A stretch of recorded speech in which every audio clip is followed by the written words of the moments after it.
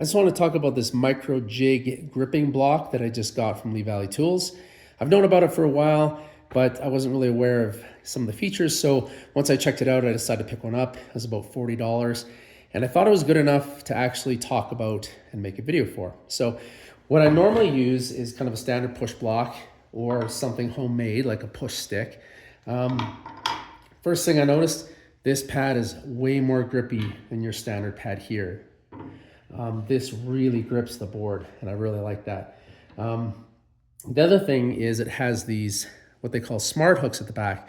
You can flip them up and lock them so they're not engaged, or you can drop them so they're down and they'll contact the back of the board.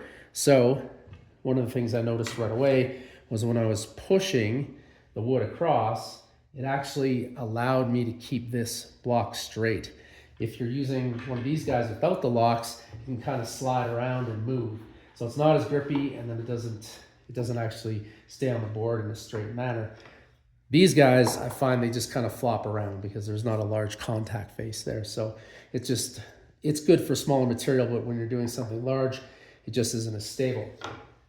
The other thing that I really like about this was if you're cutting a larger piece of wood across your table saw, I find if it's here, I have to have my body positioned way back behind the table saw because these guys have to be pushing, and sometimes I even will lock this on the back to try and get grip because this will slide, so I'm pushing back here. That means I have to have my body and the wood and the push way back here.